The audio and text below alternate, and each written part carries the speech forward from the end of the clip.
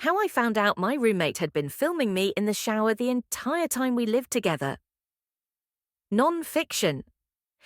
This was last year, after I got out of my last serious relationship. She moved to Alaska to study orca behavior, and it was pretty friendly. We still text and talk on Discord sometimes. And before my current new-old relationship with my current BF. I guess I should do the whole F29 thing for myself and the people in the story. We'll see how many of them actually make it in.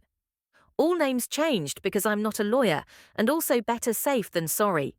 Don't care if people work out who I am IRL, but I'm not going to gift wrap it for them. After Alicia F27 moved out, I could have afforded the rent on our place by myself. I have a decent researcher gig. Am considering getting a master's so I can get higher up in the profession, have already taken a few classes towards that.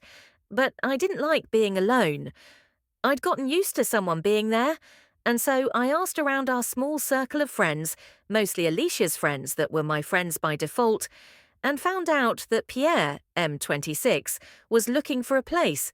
He was a student at a local university, working on an engineering degree.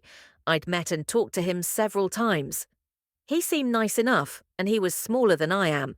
I'm not huge, but I am 5'9", and I do work out to combat the holds it in a chair for 6 to 8 hours a day aspect of my job, so I wasn't too worried about him. So Pierre moved in, and at first I was optimistic. One of my hobbies is gaming, and Pierre had a sick PC and a really nice Xbox Series X, while I only had a PC. He also had Xbox Game Pass, and back then it worked on his PC as well, so when he wasn't home he told me I could use his PC to play games. So I did, because it was really cool to be able to try a game I'd never played before to see if I would like it or not. This is how I got into Starfield, which came out about 3 months into him moving in. Now, Pierre was a bit awkward with me, and I could tell after about a month that he was checking me out from time to time. Nothing too gross, but I learned to make sure I had pants on with my tank top when I got up in the morning, that kind of thing. I'd been dealing with this kind of thing since puberty, and a lot worse besides, so I shrugged it off. If he didn't do anything, and he never did, I saw no reason to bother myself about it. If I'm going to be honest to my own detriment, I wasn't entirely opposed to something happening with Pierre.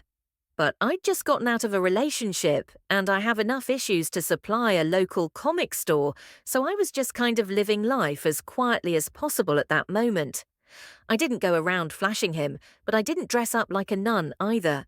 Anyway, cut to June 2024. Pierre and I had seemingly settled into a decent roommate routine. I worked from home and usually left 3 nights a week to go jog or to the gym down the street when it was too cold or whatever. Pierre worked, went to classes, and then would often spend a few hours at the apartment. He'd chat with friends, some mutuals, and a few times even had people come over, but not super often, and again usually I knew them too, so I'd be semi-social for a while, then wander off to my room to game or what have you. I forget the date, but I remember it was a Saturday because I got up late and it was warmer than I liked, so I went to take a shower. Pierre was out, no idea what he was doing, whatever it was paled in comparison, and so I dragged myself to the bathroom, did my business, and then started up the shower.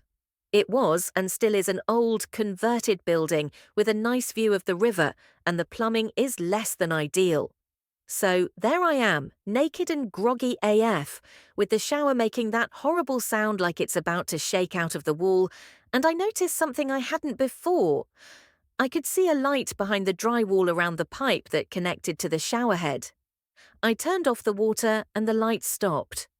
That seemed weird to me, so I grabbed my phone and probed around the edge of the hole in the drywall, and after a few minutes of trial and error with turning the water on and off, I could see the source of the light through the edge of the hole. It was a green LED light. Worse, close to the shower pipe's entry, there was a series of very small holes, like someone had taken a drill to the wall. Using one of the pins I used to put my hair up fancy when I bothered to do so, it's really Alicia's but whatever, I probed around and heard the sound of metal, plastic, and even glass as I poked through the holes. I know this wasn't here when Alicia and I moved in, and it's extremely close work. The holes are so small it's hot easy to see them, and they're on the edge of the tile, so they're obscured by it. At this point, I'm pretty suspicious, and of course the chief suspect is the guy who moved in about a year ago. Now, here's where Pierre being friendly and letting my play games on his PC ended up biting his arse. It was password protected, but he'd given me the password so I could get into Starfield or whatever else I was playing. I figured if there's a camera, I didn't see any cables. And sure enough, he had a Bluetooth device enabled on his PC, with a name like LocalNet77 to make it look like someone in one of the apartments had something. Even trickier, it only became available to connect when the shower was on, and the PC automatically did connect and record as soon as the shower was going. I figured that out when I found the folder. I don't know how other people feel when they find a few hundred gigs of grainy recordings of them, showering at a very weird angle that cuts off half or their head. I'm pretty sure my initial dissatisfaction with the cinematography was me trying not to have a stroke out of pure fury. I guess I should respect the cleverness of making some kind of switch that turned the camera on only when the shower was running. I guess he just deleted the recordings of himself, or maybe he took baths. I didn't ask.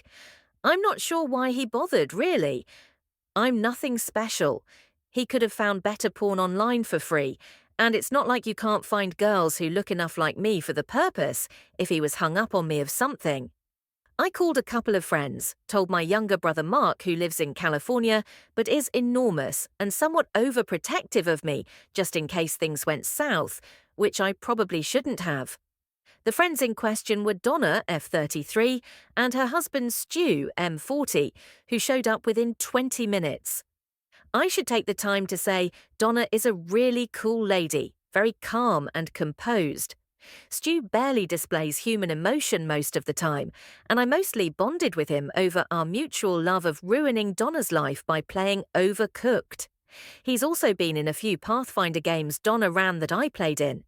Stu does not look like much. He's like the human personification of generic NPC here, but he was in the military and is extremely good in a crisis. He quickly figures out how the camera ended up there. There's a closet on the other side of the bathroom wall, and he found the patch of drywall that had been cut out and repaired afterwards. This led to the funniest part of this whole not at all funny experience. Me soaking wet but dressed in my old tank top and jeans combo I wear around the apartment because clothes are stupid and I hate thinking about them. Donna quietly turning into a vibrating ball of outrage. Stu with the drywall panel in his hands, showing us where the camera and switching device is and how it's connected to some kind of water meter thing. Pierre walks in the door with a box of Dunkin' because he knows how much I like the munchkins, and only noticing what we're doing after he puts his keys on the counter, the bag of donuts still in his hand. Donna is very fast, by the way. She had him backed up against the fridge before I could blink. Pierre explained, and it was exactly as creepy as you think. The words, "I masturbate while watching you shower and sometimes outside your door while you sleep," were never actually said, but they were heavily implied. Stu got his keys, took all the keys to the apartment off of the ring, and very calmly explained that if Pierre had made copies, tried to come back for any reason, or even attempted to assert any sort of property rights, that Pierre's body will never be recognizable. Honestly, I had never seen this side of Stu before, and I was a bit shocked at how dangerous he sounded. Donna didn't exactly speak, but if she could fry people with a glare, Pierre would be charcoal right now. Donna kept Pierre in the corner while Stu and I packed up his stuff. I still miss that computer. I did delete all the pictures and video of myself first because EW. So much UW. We also told Pierre we were going to file a police report so people would know what he'd done. I didn't actually call the cops because, frankly, they're fairly useless around here for that kind of thing. If they even showed up, it wouldn't be for hours. I'm not sure if Pierre was more scared of Stu or Donna TBH. I changed the locks, but honestly, it didn't feel safe anymore, so since the lease was up soon, I just let it go and moved into my current place. It's smaller, slightly more expensive, and does not have a great view, but it's closer to downtown, so I can get to more places on foot. I also invested in Game Pass, but man, I wish I didn't lose all those games I played on his PC because they were on his account. Also, I know I sound flip here, but I was low-key afraid for 2 months about this shit. I'm still a bit weirded out by it. I never saw it coming and he was there for almost a year before I found out.